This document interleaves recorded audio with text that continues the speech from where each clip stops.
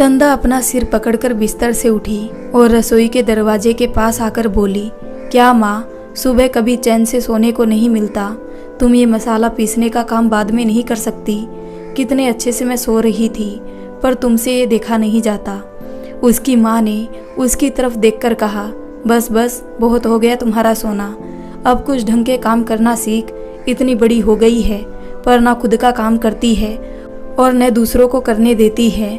कहकर माँ वापस अपने काम में लग गई और चंदा मुंह बनाती हुई बैठक में आ गई। वहाँ उसके पापा चाय पीते हुए अखबार पढ़ रहे थे। चंदा जाकर उनके पास जाकर धम से सोफे पर बैठ गई। देखे ना पापा, माँ रोज सुबह ही मुझे परेशान करती है, ठीक से सोने को भी नहीं मिलता। हाँ हाँ, मैं तो जैसे तुम्हारी सौतेली माँ ठहरी, बाकी तुमसे बड़े 3 बच्चों को तो दिन भर गोद में लिए फिरती हूँ। एक तुम पर तो जुल्म किया जाता है। अरे सच की जो सौतेली होती तो पता नहीं क्या गत करती। अपने तीनों भाई बहनों को देख, कब से उठकर अपने काम में या पढ़ाई में लग गए, पर तुमको 8 बजे तक सोना है और कोई उठाए तो बाप के पास शिकायत लेकर बैठ जाओ। इतना सब सुनकर तो चंदा की नींद तो पूरी तरह से उड़ चुकी थी और उसे अपनी गलती भी महसूस हो रही थी।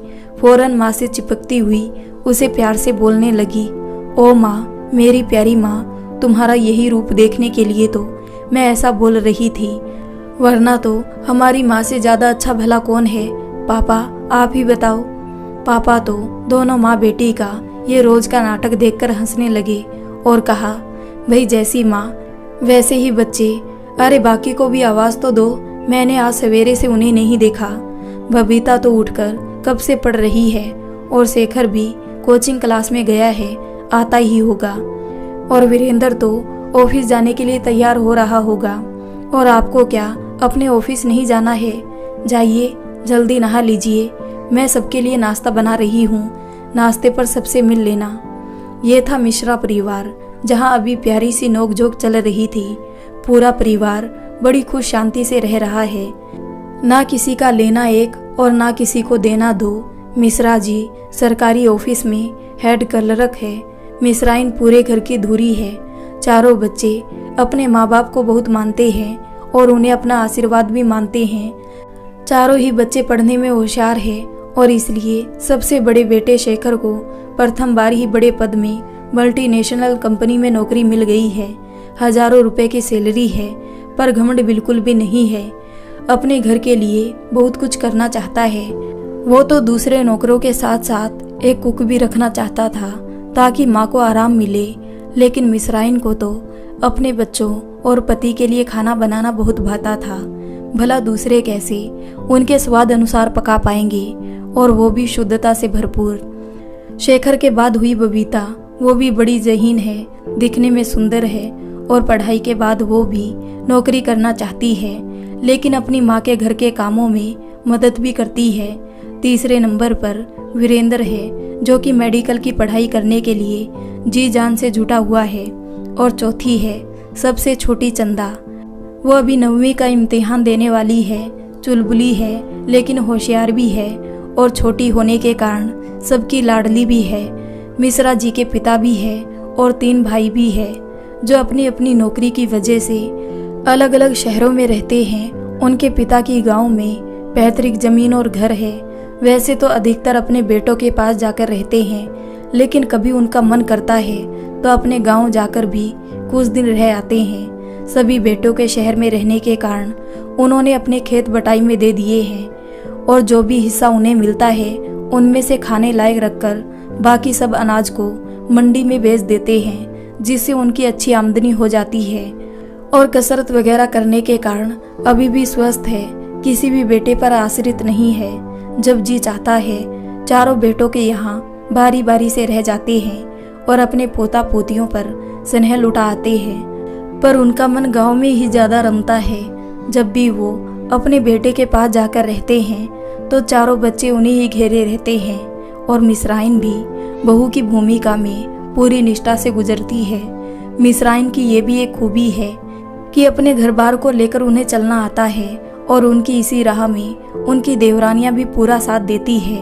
भले ही चारों भाई अलग अलग शहरों में रहते हैं, पर दिल के तार पूरी तरह जुड़े हुए हैं। आज बड़ी सुबह से ही उठकर मिसराइन बड़े शौक और तल्लीनता से कई कई व्यंजन बनाने में लगी हुई थी। शेखर की पसंद का हलवा, मसाला पूरी, खीर, पुलाव और कोफ्ते सब बनाकर शाम के लिए भी कचौरी और रायता, रसगुल्ले ये सब भी बनाने की पहले से तैयारी कर रही थी।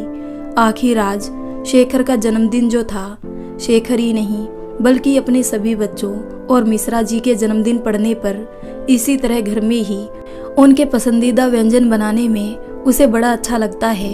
कितनी ही बार सब बच्चे उसे मना कर चुके हैं कि इस तरह थक थक कर इतने सारे व्यंजन बनाने की ज़रूरत नहीं है और फिर कुछ बाजार से ही मंगवा लेते हैं, पर उल्टे मिसराइन बुरा मान जाती। हाँ, अब तुम लोगों को हमारे हाथ का खाना नहीं भाता है, बाजार से अगड़म बगड़म मंगाकर खाओगे। उस जाने कब के पुराने बने खाने में तो तुम लोगों को बहुत स्वाद मिलेगा ना। इस तरह बड़बड़ाने लगती तो चंदा ही उसे चुप कराती। ठीक है माँ, ठीक है, जो तुमको अच्छा लगे सब बनाओ, हमें तुम्हारे बनाए हुए सब कुछ अच्छा लगता है। वो तो इतना सब बनाने में तुम्हें थकान नहीं हो इसलिए मना करते हैं। अरे तो तुम लोगों के लिए बनाने में मुझे कोई थकान नहीं होती है, माँ कहती।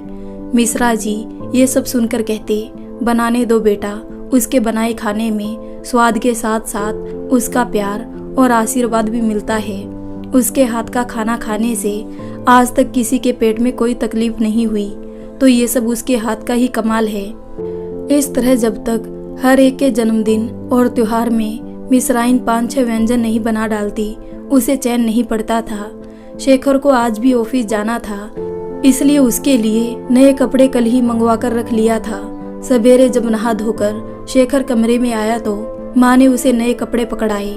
माँ को सबकी पसंद का खाना और कैसे कपड़े पसंद आते हैं सबसे वाकिफ थी। शेखर ने शर्ट और पैंट का कलर देखा तो बहुत खुश हुआ और माँ को अपनी बाहों में भर लिया। अरे छोड़, नौकरी करने लगा, पर बचपना अभी तक नहीं गया। चल जल्दी तैयार हो जा, मैं तुम्हारी आरती तिलक की तैयारी करती हूँ। फिर माँ पापा ने पूजा कमरे में उसकी आरती उतारी और तिलक किया, फिर खीर से उसका मुंह मीठा कराया। सभी भाई बहनों ने भी बधाई दी। उनके दादाजी को भी अपने सभी बच्चों का जन्मदिन याद रहता था। उन्होंने भी फोन पर शेखर को बधाई और आशीर्वाद दिया। फिर धीरे धीरे करके सभी चाचा और चाची और उनके बच्चे सभी अपने अपने घर से उसे फोन पर बधाई देते रहे। ऐसा सभी के जन्मदिन पर और त्योहारों पर होता। सबके फोन आने तक शेखर के ऑफिस जाने का टाइम हो गया तो मिसराइन ने बबीता और चंदा की मदद से सारे व्यंजन टेबल पर लगा दिए। फिर सबने साथ मिलकर खाया और अपने अपने काम पर लग गए। मिसराइन मिश्रा जी से बोली, देखो अब शेखर 27 साल का हो गया है, नौकरी भी बढ़िया मिल गई है, अब ज्यादा देर नहीं करो और शेखर की शादी की बात चलाओ। बाबूजी और अपने भाइयों से भी इसके लिए बात करो। ये सुनकर शेखर ने कहा, नहीं, अभी मेरी शादी की बात मत करो, अभी 1-2 साल और मुझे जमने दो, फिर शादी की सोचना। हाँ तो अभी तुरंत तो शादी नहीं होगी, अनेक जगह पर बात करनी होगी, फिर मामला जमेगा तो फिर पहले सगाई, फिर शादी होने में काफी वक्त लगेगा। पहले तो बबीता की शादी करनी थी, पर वो पहले नौकरी करना चाहती है, उसकी शादी में वक्त है, अब तुम भी मना कर रहे हो। माँ ने बेटे को राजी कराने को कहा। ठीक है, मैं सोचकर बताऊंगा, पर अभी आप लोग किसी से चर्चा नहीं करना, शेखर ने खड़े होते हुए कहा और ऑफिस के लिए निकल गया। मिसराइन सब बर्तन समेटने में लग गई। शेखर के जन्मदिन पर उसकी शादी की बात जो उठी थी, उसके मना करने पर बात आई गई हो गई। कुछ महीने बीत चुके थे तो पूरे परिवार के लिए ये खुशखबरी आई कि बबीता को बाल विकास अधिकारी की नौकरी मिल गई है। परीक्षाएं और इंटरव्यू तो उसने पहले ही पास कर ली थी, बस नियुक्ति होना बाकी था, जिसकी खबर आज मिली तो सभी लोग खुश हो गए। सरकारी नौकरी, वो भी एक अधिकारी के तौर पर, अलग ही जाम होता है। पूरे परिवार और मोहल्ले में मिठाई बांटी गई। मिसराइन ने तो मंदिर में जाकर चढ़ावा चढ़ाया और प्रसाद बांटा। अब मिसराइन ने सोचा कि बबीता का रिश्ता तो लोग हाथों हाथ ले लेंगे, इसलिए 1 साल बाद शेखर और बबीता दोनों के लिए एक ही साथ रिश्ता देखा जाए। बात पक्की होने पर एक साथ 2 शादी कर देंगे। मिसराइन को ये भी सही लगा। तब तक बेटी भी नौकरी में जम जाएगी। मिश्रा जी को उस दिन फोन आया कि उनके दूसरे नंबर के भाई का रोड एक्सीडेंट हो गया है और वो घायल है और अस्पताल में भर्ती है। मिश्रा जी और मिश्राइन दोनों खबर लगते ही तत्काल भाई को देखने के लिए रवाना हो गए। 2 घंटे का रास्ता था, गाड़ी करके गए। उन्होंने बाबूजी को भी खबर दे दी थी। वो अभी गांव में थे। मिश्रा जी ने छोटे बेटे वीरेंद्र को गांव भेज दिया उन्हें साथ लेकर आने के लिए। वैसे तो बाबूजी अकेले आ जा सकते थे, लेकिन अभी अपने एक बेटे की दुर्घटनाग्रस्त होने की सुनकर उसे देखने की हड़बड़ी में कहीं सफर में अकेले घबरा ना जाए। मिश्रा जी और मिश्राइन दोनों जब तक अपने भाई के पास अस्पताल पहुंचे तब तक बाकी 2 भाई भी अपनी पत्नियों के साथ आ चुके थे। बाबूजी और वीरेंद्र अभी पहुंच नहीं पाए थे। मिश्रा जी ने डॉक्टर से संपर्क किया तो उसने बताया कि अभी तो भाई बेहोश है और काफ़ी चोट आई है। सुनकर सभी परेशान हो गए और भाई की जल्दी होश में आने की मन ही मन प्रार्थना करने लगे। भाई की पत्नी अलग दुख के मारे रो रो कर हलकान हुए जा रही थी। मिश्राइन और उनकी अन्य देवरानियां उन्हें संभाल रही थी। तब तक बाबूजी और वीरेंद्र भी आ गए।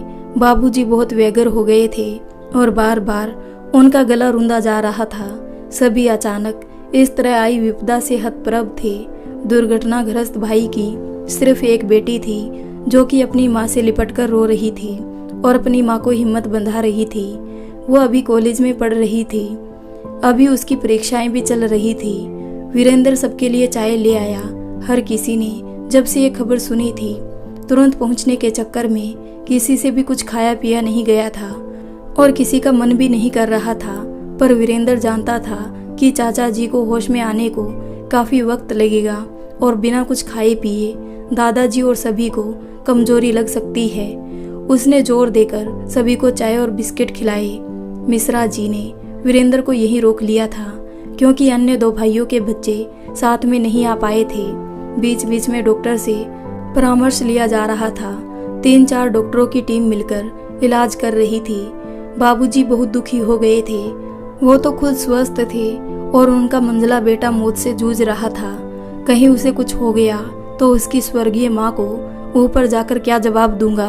हे भगवान, उसे कुछ ना हो, मुझे उसके बदले ऊपर बुला ले। कहते कहते सिसक पड़े बाबूजी। मिश्रा जी जो स्वयं नर्वस हुए जा रहे थे वो बाबूजी को हिम्मत बंधाते हुए बोले, सब ठीक हो जाएगा। देखना थोड़ी ही देर में डॉक्टर अभय के होश में आने और जल्दी ठीक हो जाने की खबर देंगे। पर होने को कौन टाल सकता है।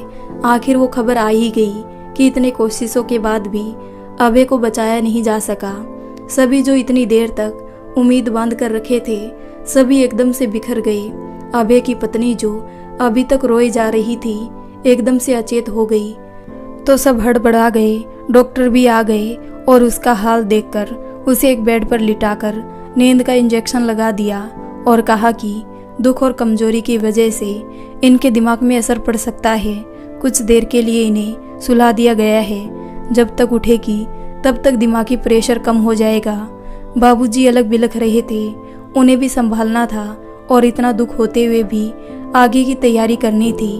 अभय की इकलौती बेटी कामना, उसे तो अपने पिता की मृत्यु और माँ के अचेत अवस्था को देखकर कुछ भी सूझ नहीं रहा था। बाकी सबका भी लगभग यही हाल था। इसी तरह एक ही दिन में अभय का दुर्घटनाग्रस्त होना और फिर कुछ ही घंटों बाद ही उसकी मृत्यु भी हो जाना सबके लिए एक सदमा था। बाबूजी तो वृद्ध थे, सभी बेटे और बहुएं भी अधेड़ अवस्था के आसपास थे। सिर्फ वीरेंद्र ही था जिसने अपने को काबू में किया हुआ था। वही दौड़ भाग कर रहा था और फोन पर अपने और चचेरे भाई बहनों को खबर कर दी थी। वे सब भी आने की तैयारी करने लगे। तब तक वीरेंद्र अस्पताल की बची हुई कार्रवाई को पूरा करने में लग गया। क्योंकि दुर्घटना का मामला था तो पुलिस को पहले ही सूचना दे दी गई थी और पोस्टमार्टम रिपोर्ट का भी इंतजार था। थोड़ी ही देर बाद मृत भाई अभय की पत्नी के मायके वाले भी आ गए। यहाँ सब रो ही रहे थे कि मायके वालों के आगमन से सबका रोना और बढ़ गया। मायके और ससुराल वाले सभी एक दूसरे को ढांढस बांधते रहे। अभय की पत्नी को तो नींद का इंजेक्शन देकर सुलाया गया था, उसे अभी कोई होश नहीं था। वीरेंद्र और उसके सबसे छोटे चाचा ने सबको घर भेजने की व्यवस्था की। सिर्फ मिश्राइन और अभय की पत्नी की माँ दोनों उसके कमरे में देखभाल के लिए रुक गए। कुछ घंटे बाद पोस्टमार्टम की कार्रवाई खत्म हुई और सबको सौंप दिया गया तो वीरेंद्र और उसके छोटे चाचा ने अभय के शव को, माँ को और उसकी पत्नी को घर ले जाने की व्यवस्था की। अस्पताल की पूरी कार्रवाई होते तक और घर पहुंचते तक पहले से घर पहुंच गए लोगों ने अंतिम यात्रा की व्यवस्था कर दी थी, क्योंकि ज़्यादा देर करना उचित नहीं था। अंतिम संस्कार के बाद पूरा परिवार गमगीन बैठा था। अभी तो 13वीं तक सभी बड़ों को इसी शहर में रुकना था। तभी दादाजी ने दुखी स्वर में कहा, अभय का दाह संस्कार तो यहाँ कर दिए, परंतु मैं चाहता हूँ कि 13वीं तक की सभी रस्में वहाँ अपने गांव से की जाए। वहाँ घर भी बड़ा है और गांव के लोग भी सब शामिल हो सकते हैं। फिर यहाँ सब व्यवस्था भली भांति हो नहीं पाएगी। मिश्रा जी व अन्य लोगों को भी यही उचित लगा। मिश्रा जी ने कहा कि पहले अभय की बहू और बेटी कामना से पूछ लिया जाए। दोनों ने ही गांव जाकर सारी रस्में करने की बात मान ली तो दूसरे दिन सभी गांव आ गए। बाद में अस्थियां भी ले आए और इसी तरह 13वीं तक की सारी क्रियाएं पूरी हुई। सारे गांव वालों ने भी सहयोग दिया। अभी दादाजी ने पोती कामना और उसकी माँ को गांव में ही रुकने को कहा। वैसे भी वो इस साल की परीक्षा पूरी नहीं दे पाई थी, तो वो 1 साल बाद ही फिर से परीक्षा दे पाती। फिर शहर में दोनों अकेले क्या करते। मिश्रा जी और मिश्राइन ने तय किया कि बारी बारी से छुट्टियां लेकर वो लोग और उनके बाकी दोनों भाई और उनकी पत्नियां आकर गांव में रहेंगे, ताकि कामना और उसकी माँ को अकेला महसूस ना हो। इस तरह साल भर ये व्यवस्था जमाई गई और फिर अभय की बरसी पर सभी लोग फिर से जुट गए। तब तक कामना की परीक्षा की भी तारीख आ गई थी। बरसी के अगले हफ्ते से परीक्षा शुरू होने वाली थी। कामना का भविष्य खराब ना हो, इसके लिए दादाजी उन्हें लेकर शहर आ गए।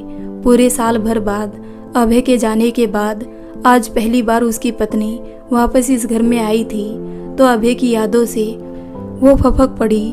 कामना तो बीच बीच में यहाँ आती रहती थी, तो उसने तो हिम्मत बांध लिया था। अब उसे अपने लिए ही नहीं बल्कि अपनी माँ के लिए भी हिम्मत बनाना था। इधर मिश्रा जी अपने भाई के जाने के बाद थोड़ा और गंभीर हो गए थे। कहाँ तो अपने बच्चों की शादी का सपना देख रहे थे और कहाँ ये सब हो गया। उनके बाकी दोनों भाइयों का भी यही हाल था। सभी में इस घटना से चुप्पी और गंभीरता बढ़ गई थी। कामना के जब तक उसके पिता जिंदा थे कोई चिंता नहीं थी, लेकिन अब सभी को उसके भविष्य की चिंता थी। धीरे धीरे सब अभय के दुख से उभरने के प्रयास में लगे हुए थे। मिश्रा जी, शेखर और बबीता रोज अपने अपने कामों में चले जाते और वीरेंद्र और चंदा अपनी पढ़ाई में। मिश्राइन लगभग रोज कामना और अपनी देवरानी से फोन पर हाल चाल लिया करती थी। बीच बीच में देवरानी के पास उसके मायके वाले भी आते जाते रहते थे और उन्होंने प्रस्ताव दिया कि कामना की परीक्षा के बाद वो दोनों हमेशा के लिए मायके में जाकर रहे, लेकिन कामना और उसकी माँ ने नामंजूर कर दिया, क्योंकि अब भले ही अभय उपस्थित नहीं था पर उसकी यादें तो इस घर में बसी हुई थी और फिर मायके जाकर भाई भाभी के आश्रित हो जाते, जबकि यहाँ पूरे अधिकार और स्वतंत्रता से रह रहे थे। फिर दादाजी तो अब उनके ही साथ रहने लगे थे और मिश्रा जी और उनके दोनों भाई भी फोन पर तो कभी घर आकर पूरा ध्यान रखते थे। फिर सभी चचेरे भाई बहन भी एक दूसरे का पूरा ख्याल रखते थे। इसलिए अब कामना और उसकी माँ को अपना घर छोड़कर जाने की इच्छा नहीं हुई। फिर गांव का घर तो था ही। इस तरह 2 साल हो गए तो मिश्राइन के मन में फिर से बच्चों की शादी को लेकर इच्छा जागृत होने लगी। वैसे भी उनका विचार था कि इतने दुख के बाद अगर घर में शादी ब्याह हो तो फिर से खुशी का माहौल बन जाएगा। उन्होंने झट से मिश्रा जी और अपने ससुर जी को ये मशवरा दिया तो उन्हें भी ये उचित लगा। वैसे भी शेखर और बबीता की उम्र हो गई थी शादी के लिए। शेखर भी अब शादी के लिए तैयार हो गया था। मिश्रा जी के बाकी भाइयों के बच्चे शेखर और बबीता से थोड़े छोटे थे।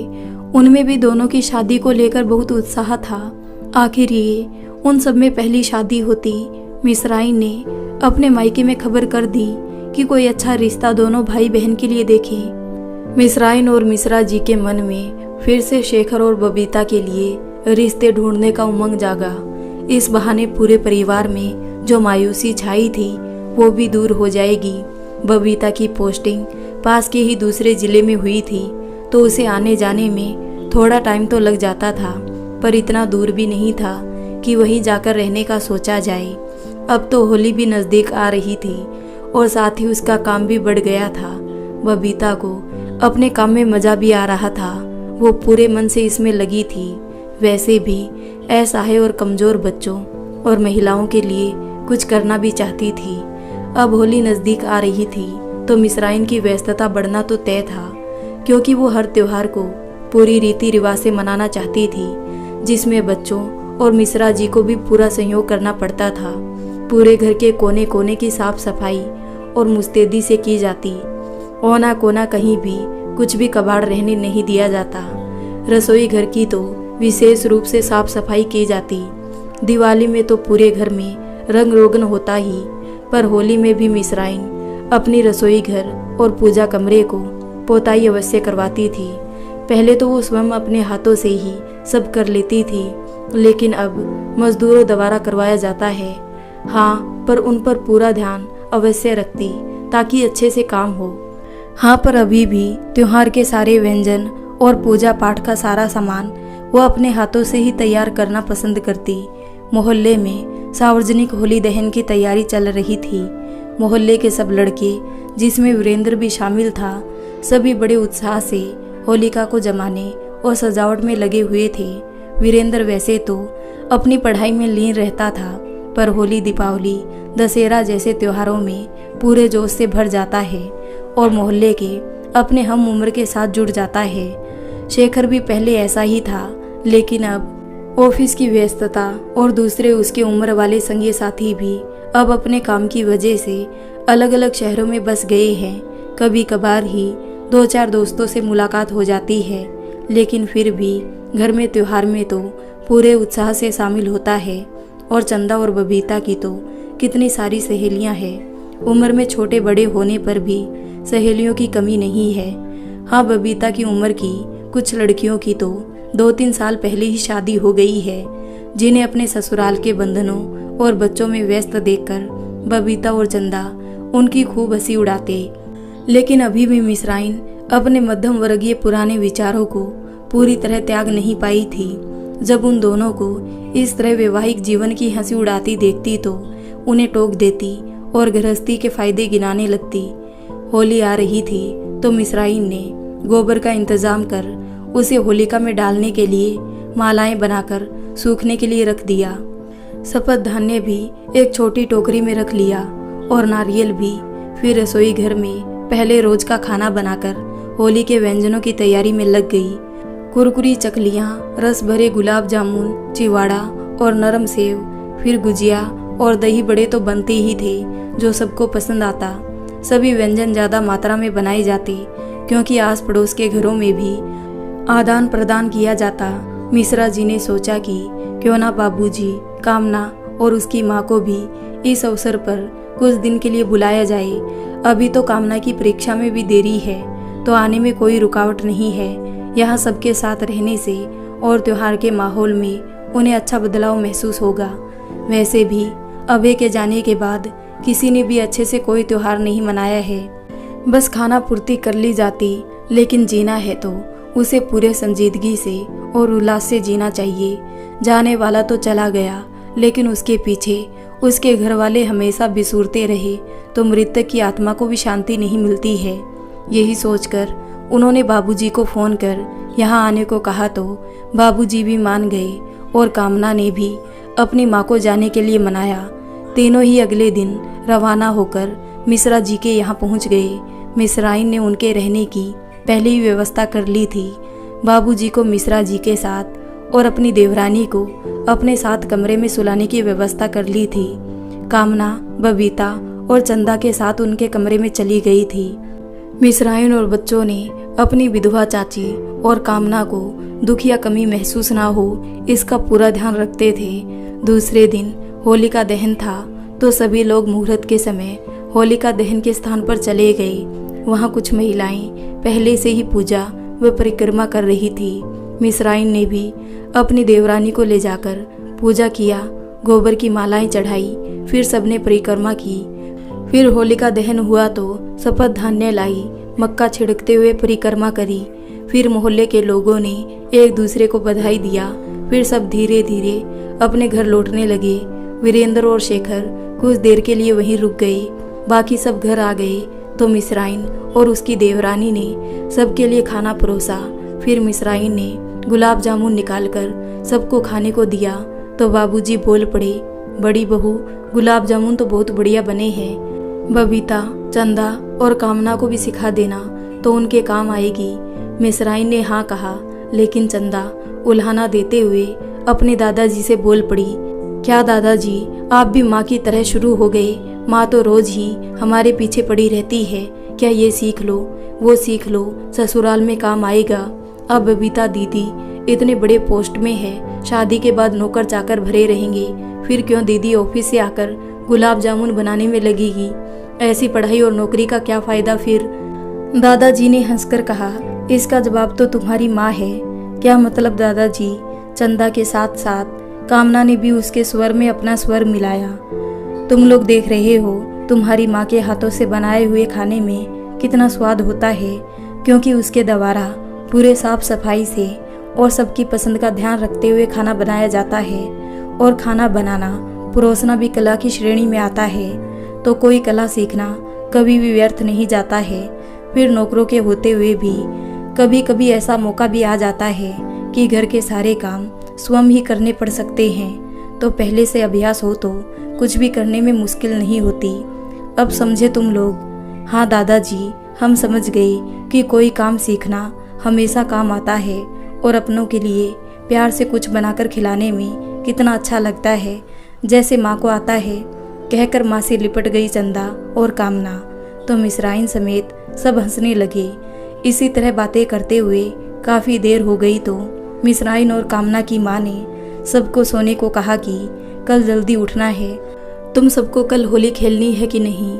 सभी अपने अपने बिस्तर में सोने चले गए। फिर भी बहुत देर तक बिस्तर पर लेटे लेटे ही कामना और चंदा सबको कैसे होली के रंगों से सराबोर करना है, इसकी योजना बनाते रहे। सवेरे सबसे पहले उठकर मिसराइन और कामना की माँ और दादाजी ने उठकर स्नान कर पूजा पाठ कर भगवान को भी गुलाल चढ़ाया। फिर दोनों देवरानी जेठानी ने सबको जगाकर चाय और कुछ हल्का फुल्का खाने को दिया। वैसे भी आज तो दिन भर रंगों के साथ खाने पीने का दौर भी चलता रहता है, कभी अपने घर तो कभी पड़ोसियों और दोस्तों के यहाँ। इस तरह धूमधाम से ये पर्व मनाया गया। इसमें तन के साथ साथ मन भी रंगों से उत्फुल्ल हो जाता है। बीच बीच में मिश्रा जी और मिसराइन के भाई बहनों के फोन बधाई देने के लिए आते रहे। देर शाम होते तक सब बच्चे थक गए थे तो घर में ही बैठकर चाची और माँ से गीत सुन रहे थे और बीच बीच में थोड़ा बहुत नाचने भी लगते थे। इस तरह होली का पूरा दिन मौज मस्ती में गुजर गया। होली बीत जाने के बाद फिर से शादी की बात चल पड़ी। मिसराइन ने अपनी देवरानी से कहा कि अब आई हो तो शादी की बात पक्की होने तक यहीं रुकना, फिर तो कामना के पेपर शुरू हो जाएंगे तो जाना ही पड़ेगा।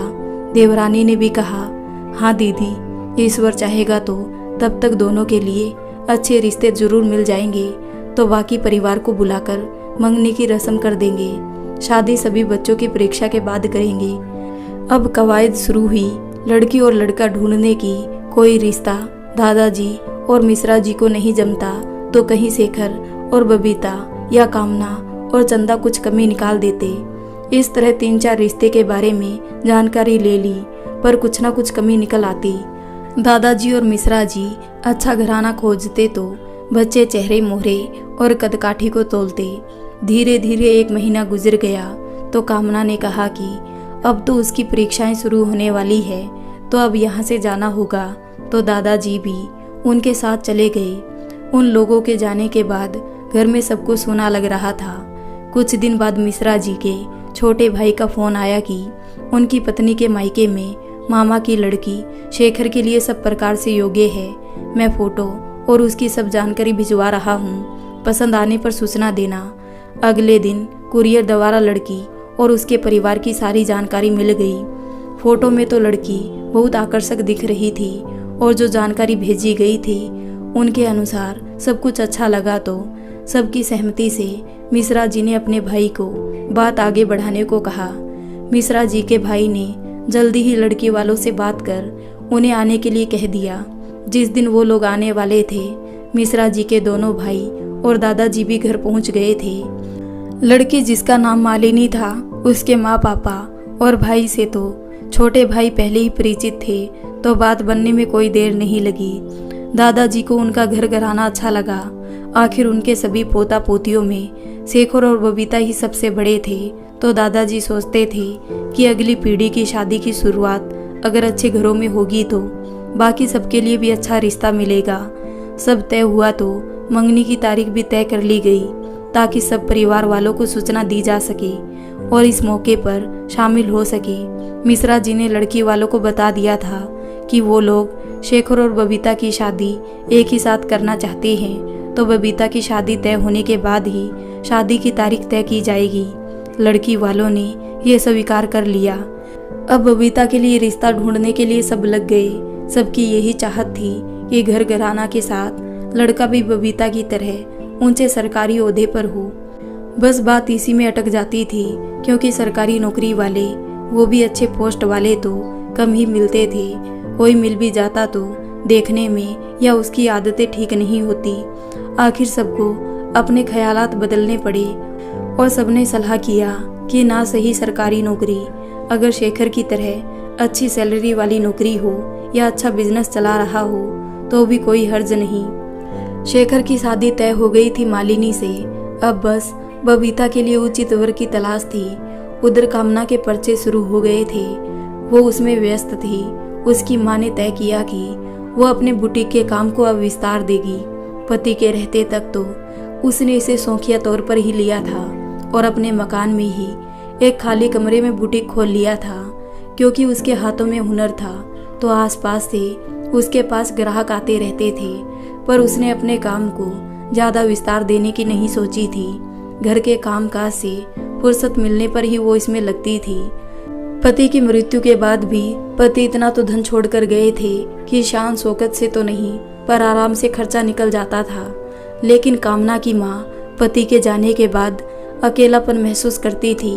उसे लगता था कि जैसे उसके पास लंबा समय है जो व्यतीत ही नहीं होता, जबकि कामना और दादाजी उसका ध्यान रखते थे। आए दिन उसके मायके वाले और ससुराल वाले भी कोई ना कोई आकर मिलते जुलते रहते थे, पर फिर भी उसे अकेलापन सालता रहता था। इससे बचने हेतु उसने अपने को काम में व्यस्त रखने का निर्णय लिया।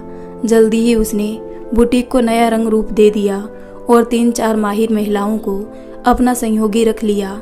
स्थानीय अखबारों में भी बुटीक का विज्ञापन प्रकाशित कराया और शहर की प्रतिष्ठित महिलाओं के पास स्वयं जाकर अपने बुटीक में बनाए गए डिजाइनर कपड़ों को उन्हें दिखाया और बताया तो और कई नए ग्राहक जुट गए। इसी तरह देखते ही देखते उसका नाम और काम पूरे शहर में हो गया। कामना तो बहुत खुश हो गई थी अपनी माँ की इस कामयाबी को देखकर। साथ ही बाकी रिश्तेदार और दादाजी ने भी उसे बहुत आशीर्वाद दिया। मिश्राइन ने तो कह दिया कि बेटी और बहू को शादी में देने वाले कपड़े तुम्हें ही तैयार करवाने होंगे। कामना की माँ ने सहर्ष स्वीकार कर लिया। यहाँ मिश्रा जी बबीता के लिए रिश्ता तलाश रहे थे, तब जाकर उन्हें एक रिश्ता बढ़िया लगा।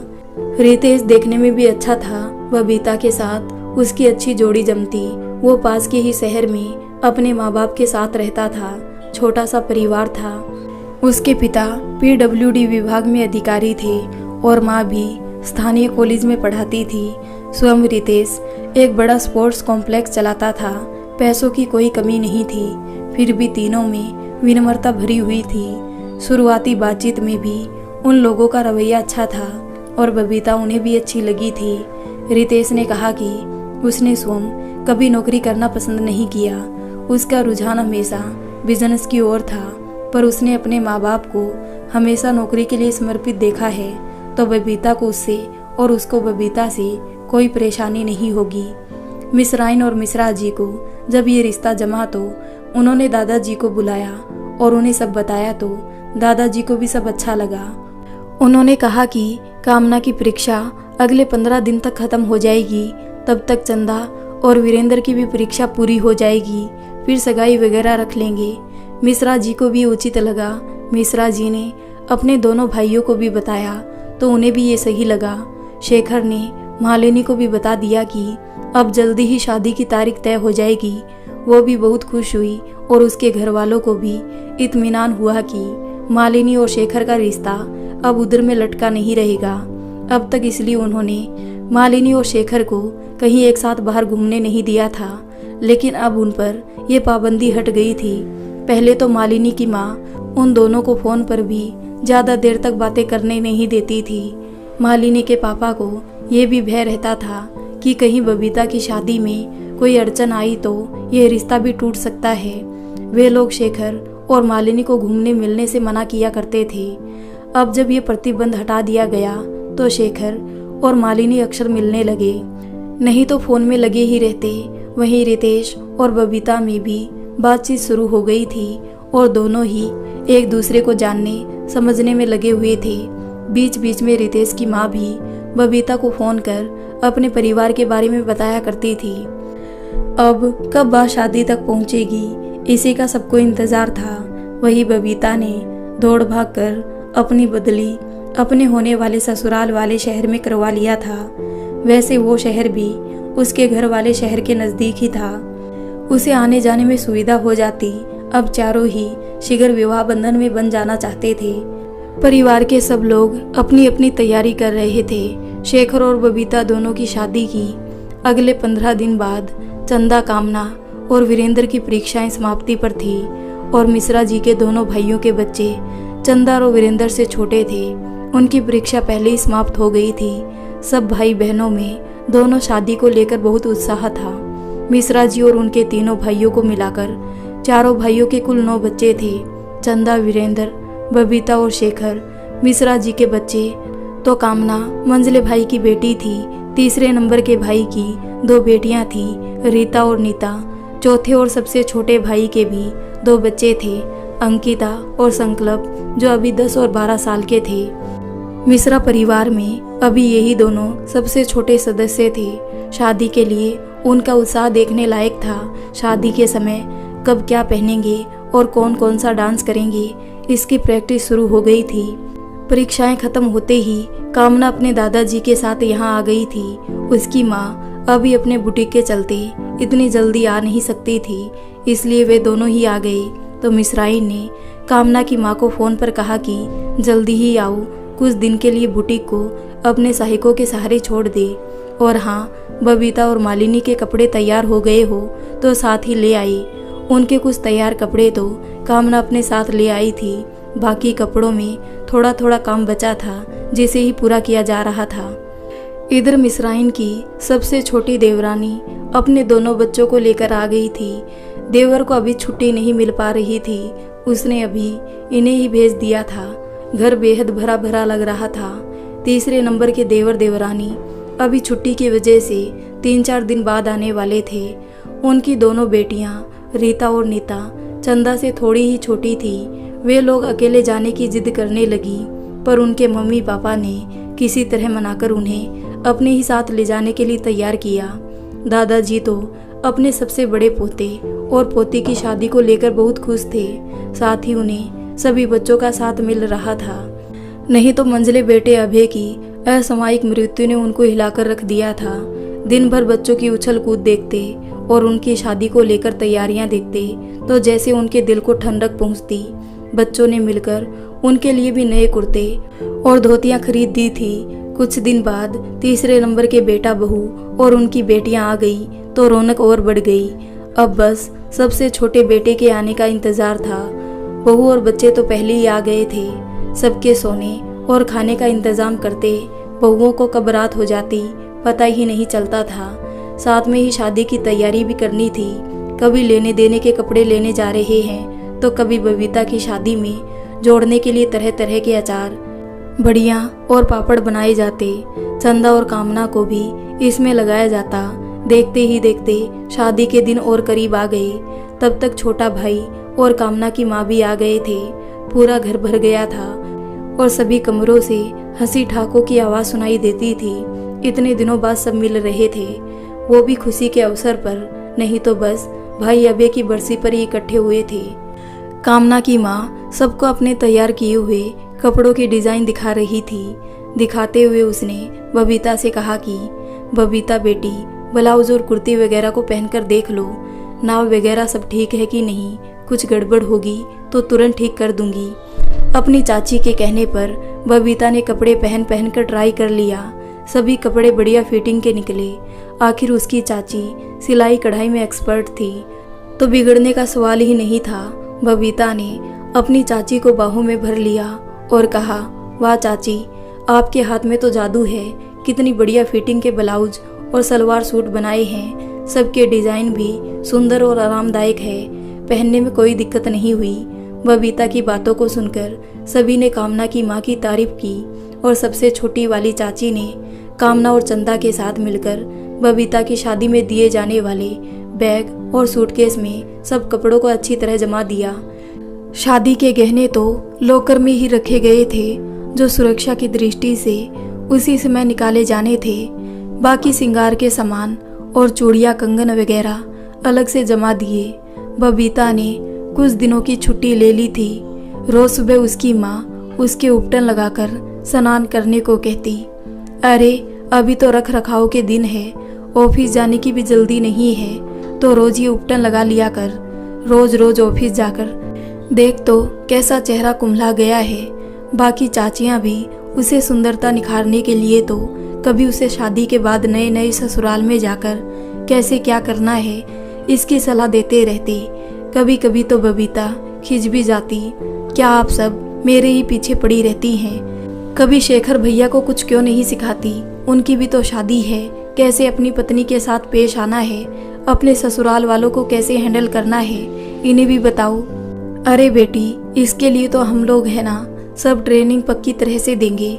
सबसे छोटे चाचा और मंझले चाचा ने शेखर को अपने साथ लेते हुए कहा, तो उनकी बात पर सब हंस पड़े। बबीता की भी हंसी छूट गई तो दादाजी ने उसके सिर पर हाथ रखकर कहा, बस बेटा, मेरे सारे पोता पोतियाँ इसी तरह अपने अपने घर में हंसते मुस्कुराते रहे। अपने करियर ही नहीं बल्कि अपने अपने परिवार में भी अच्छे से रचे बसे, यही मेरी अभिलाषा है और तुम सबको मेरा आशीर्वाद है। सभी जो हंस रहे थे दादाजी की बातों को सुनकर थोड़ा भावुक हो गए। बबीता तो दादाजी से लिपट गई। मिसराइन की भी अपनी बेटी की कुछ ही दिनों बाद होने वाली विदाई को सोचकर आंखें भर आई। चंदा और कामना ने सबको भावुक होते देखा तो माहौल को फिर से हल्का फुल्का करने के लिए बबीता को छेड़ते हुए नाचने गाने लगी। जल्दी ही मिसराइन और उनकी देवरानियां भी पारंपरिक विवाह गीतों को गाते हुए उनका साथ देने लगी। अगले रोज बबीता के ससुराल वाले उसकी ओली भरने के लिए आने वाले थे। उसकी होने वाली सास और ससुर तथा उनके 4-5 रिश्तेदार ही आने वाले थे, तो मिसराइन ने घर में ही सब प्रबंध कर लिया और आंगन को ही अच्छी तरह सजा जमाकर मेहमानों की खातिरदारी के लिए तैयार कर दिया। बबीता भी उन लोगों के आने से पहले तैयार हो गई थी। पीच कलर के लहंगा चोली और हल्के मेकअप में ही बबीता का रूप रंग निखर गया था। इस अवसर पर उसके मंगेतर रितेश को नहीं लाया जा रहा था, तो उसने वीडियो कॉल में बबीता को देखने की इच्छा जताई। बबीता उससे बातें कर रही थी। उसके घर वाले पहुंच गए तो बबीता ने फ़ोन पर रितेश से विदा लिया और अपने कमरे में इंतज़ार करते बैठ गई। दादाजी और सभी बड़े लोगों ने बाहर दरवाजे पर निकलकर उनका स्वागत किया और सबको अंदर ले आए। बबीता की मंझली चाची, बबीता की सास और उनके साथ आए। 2 और महिलाओं को अंदर कमरे में ले गई। सभी महिलाएं एक कमरे में और दूसरे कमरे में पुरुष बैठ गए। सबका हालचाल पूछते तक मिसराइन के मायके से उनके बड़े भाई भाभी भी इस अवसर पर पहुंच गए। सबका आपस में परिचय करवाया गया। फिर सभी लोग चाय नाश्ते के बाद आंगन में इकट्ठा हो गए। मिसराइन के मायके में तो माँ पिता का निधन हो गया था, तो भाई भाभी आ गए थे।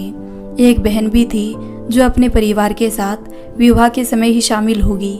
आंगन में सबके बैठने के बाद बबीता को लाया गया और एक सजे हुए तख्त पर बिठा दिया गया।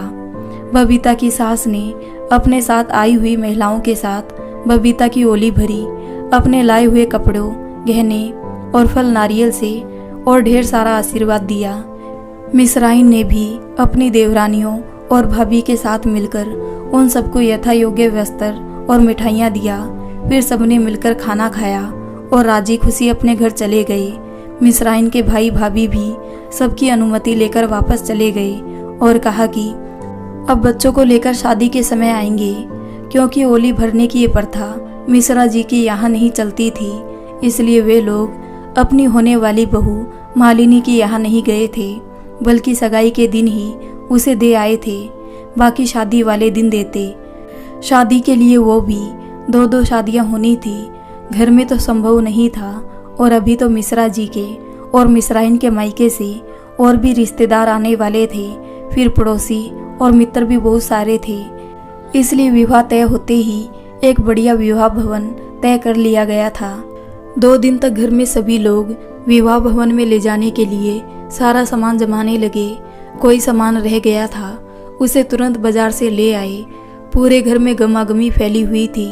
कोई इस कमरे में कुछ ढूंढ रहा है तो कोई बाहर से कुछ सामान लेकर आ रहा है। शादी वाले घर में कितना भी पहले से तैयारी करे रहो, कुछ ना कुछ सामान कम पड़ जाता है। मिस्राइन और उनकी देवरानियों ने मिलकर पंडित जी से शादी में लगने वाली सारी पूजन सामग्री और सूपा, टोकरी, छोटी मटकियाँ वगैरह सब एक जगह जमा कर लिए। आजकल तो पहले से सब सजे सजाए हुए मिलने लगे हैं, नहीं तो पहले जमाने में घर में ही इन सबको रंगाना सजाना पड़ता था। 2 दिन बीत गए। अब आज सबको विवाह भवन में शिफ्ट होना था। वहाँ की साफ सफाई और सजावट पहले कर ली गई थी। वो तो आजकल खाना नाश्ता बनाने के लिए दौड़ दौड़ कर राशन, तेल और सब्जियां लानी नहीं पड़ती, वरना पहले तो परिवार के 4-5 जिम्मेदार सदस्य पूरे टाइम बाजार के ही चक्कर लगाते रहते थे। सब कुछ विवाह भवन में ही अरेंजमेंट हो जाता है, बस पैसे खर्च करने होते हैं। अब तो मंडप भी रेडीमेड मिलने लगा है, बस ज़रूरत के हिसाब से जमवा लो। एक दिन के अंतर से 2 शादियां होनी थी। पहले शेखर की बारात निकलती, फिर दूसरे दिन रितेश की बारात बबीता के लिए आनी थी। उससे पहले दिन मागर माटी, मंडप पूजा, फिर दोनों को हल्दी चढ़नी थी। दूसरे दिन मेहंदी और संगीत का आयोजन था। इस तरह 4 दिन बड़ी धूम मचने वाली थी। उधर यही सब रीति रिवाज रितेश और मालिनी दोनों के यहाँ होने थे। उन दोनों के यहाँ भी पूरी तैयारी चल रही थी। उनके परिवार वाले भी अपने अपने शहर में विवाह स्थल में आ गए थे। यहाँ मिश्रा जी और मिस्राइन के और कई रिश्तेदार आ गए, तो कुछ लोग ऐन बारात वाले दिन पहुँचने वाले थे। जो लोग आ गए थे उन्हें कमरे दे दिए गए। बड़ा भवन होने से दिक्कत नहीं थी। सभी तैयार होकर विवाह की रस्मों में हर्षोल्लास से भाग ले रहे थे। आखिर आज शेखर की बारात निकलने का दिन आ गया। हल्दी उपटन लगाते रहने के कारण शेखर का रूप रंग चमक रहा था।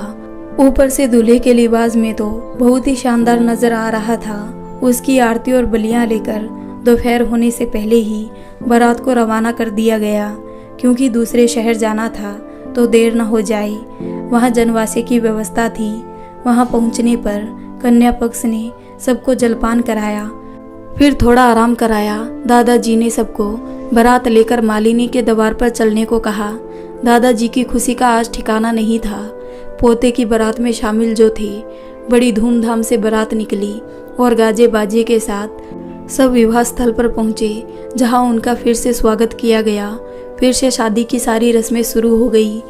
मालिनी दुल्हन के वेश में सजी संवरी बिल्कुल अप्सरा की तरह दिख रही थी। शादी की रस्में पूरे होते ही विदाई की तैयारी शुरू करवा दी गई, क्योंकि दूसरे दिन बबीता की डोली उठनी थी, इसलिए जल्दी वापस जाकर सारी तैयारियां करनी थी। विदाई के समय माहौल गमगीन हो गया था। मालिनी अपने घर वालों से लिपटकर खूब रो रही थी। आखिर दादाजी और मिश्रा ने मिलकर मालिनी और उसके माता पिता को ढांढस दिया और कहा कि अब मालिनी बेटी हमारी भी बेटी है, आप लोग कोई चिंता ना करें। तसल्ली मिली तो मालिनी को विदा होने में कोई गम नहीं रहा और वो अपने नए घर और परिवार में शामिल होने के लिए उत्सुक हो गई। शेखर की बारात मालिनी को बहू बनाकर वापस अपने शहर आ गई। मिस्राइन और उनकी देवरानियां और बाकी सब महिला रिश्तेदारों ने दूल्हा दुल्हन की अगवानी की और आरती तिलक कर धूमधाम से स्वागत किया। अंदर लाकर मालिनी को और शेखर से और 2-4 रस्मों को करवाकर उन्हें अलग अलग कमरे में आराम करने और फ्रेश होने को कह दिया गया। इधर शाम को होने वाली बारात और शादी के समारोह की तैयारी भी चल रही थी। मिश्रा जी को तो 1 मिनट भी चैन नहीं था। सारा कार्यक्रम निर्विघ्न रूप से संपन्न हो जाए, इसके लिए लगे हुए थे। उनके भाई और वीरेंद्र भी पूरा सहयोग कर रहे थे। हॉल को और लॉन को फूलों से सजाया जा रहा था, तो फूलों की लड़ियों के बीच में रंगीन लाइटें और झालर की सुंदर सजावट की जा रही थी। मिश्रा जी के भाई अपनी निगरानी में करा रहे थे। मिश्राइन के भाई भी कुछ न कुछ तैयारी में व्यस्त थे। दोपहर होने को थी। बबीता को नहलाकर कुमारी पूजन के लिए बिठाया गया। बाकी लोग खाने पीने में लगे हुए थे। मालिनी को भी खाने में कांसे की थाली में दूध भात परोसा गया था। पहले दिन दुल्हन को यही परोसा जाता है। आज शेखर और मालिनी की कंगन छुड़ाने की रस्म नहीं हुई थी, उन्हें अलग अलग रखा गया था। यह रस्म कल होनी थी। साथ ही कथा भी होती और अंगूठी ढूंढने कई मजेदार रस्में होनी थी। शाम हुई तो बबीता को दुल्हन के रूप में सजने के लिए चंदा और कामना पार्लर में ले गए। जल्दी ही वो भी सज गई। हल्के गुलाबी और पीले रंग के लहंगे में साथ ही मैचिंग ज्वेलरी और सुंदर चूड़ियों के सेट पहनकर बबीता चमक रही थी।